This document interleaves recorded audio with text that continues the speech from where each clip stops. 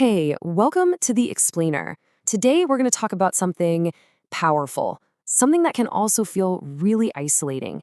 It's that fierce, almost compulsive need to just handle everything yourself, right? No matter what it takes. So, let me ask you something straight up. When was the last time you really needed help? And when you thought about asking for it, how did that feel? Was it just difficult? Or did it feel almost physically painful? Kind of like you were failing some secret test you were supposed to ace. If you're nodding along right now, yeah, this one's for you. Yeah, I bet you know this feeling. We even have a name for it, right? The I'll do it myself syndrome. It's that voice inside your head, the one that's always insisting you have to carry every single burden, that you have to be the one to figure it all out. And man, can that feel lonely?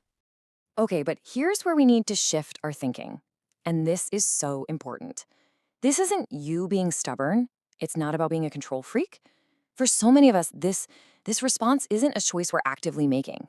It's a reflex. It's just automatic, a deeply wired reaction to stress. I love this phrase for it. It's like muscle memory for your soul. So, if it's not some kind of personality flaw, then what in the world is it? Well, it turns out there's a much better name for this. A name that's not only more compassionate, but way more accurate. It's called survival independence. Survival independence. Let's just sit with that for a second. It's a learned self-reliance. And that word, learned, is everything. It's not who you are deep down, it's a strategy you picked up along the way. And why? Why did you learn it? Because at some point, maybe a long time ago, depending on other people, started to feel, well, risky, like a real threat to your safety or your stability. And this quote, wow, it just nails it, doesn't it? I don't trust support to stay. See, the problem isn't that you don't want help. It's a deep-seated, learned distrust that any help you get is actually going to stick around. The real fear isn't even asking for help. It's what happens if that help just disappears. Because then you're left even more vulnerable than you were before. So where does something this powerful, this deep, even come from?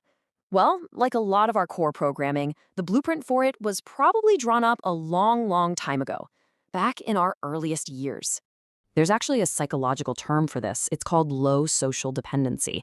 And it's exactly what it sounds like. It's what happens when a kid learns the hard way, a really painful lesson, that they can't always count on the adults around them, that relying on people is unreliable, maybe even unsafe.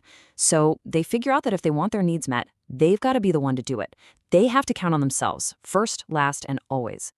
And you can kind of see how this whole thing gets built, right? Step by step. It usually starts with a child having to grow up way too fast. They learn pretty quickly that their own needs, they have to come second. That creates this low social dependency we just talked about. And over time, that hardens into a core belief. If I depend on someone, I'm just a burden. And boom, that belief becomes the foundation for, well, everything. Okay, so let's connect the dots. We have this childhood blueprint. Now, how does that actually show up in our adult lives? How do those early lessons make it feel almost impossible to just accept help, even when someone is genuinely offering it? And this right here is such a huge shift in thinking.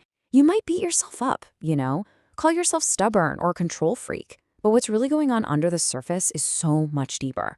You're operating from this old, powerful programming that says, I'm the only person I can truly 100% count on. And listen, that is not a character flaw. That's a survival tactic. So this is what it looks like as a grown-up, right?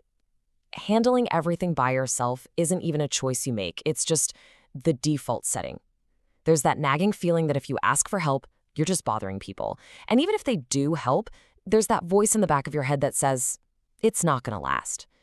So when you put it all together, what's the only logical conclusion your brain can come to? It's just safer to do it yourself.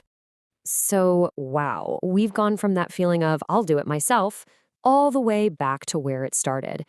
So let's pull all these threads together now and look at this whole self-reliance thing from a new and hopefully a much more empowering angle.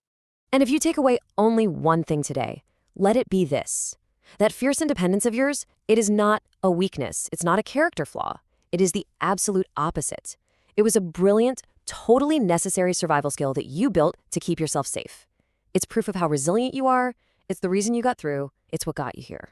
So let's end here. You really are the architect of your own survival.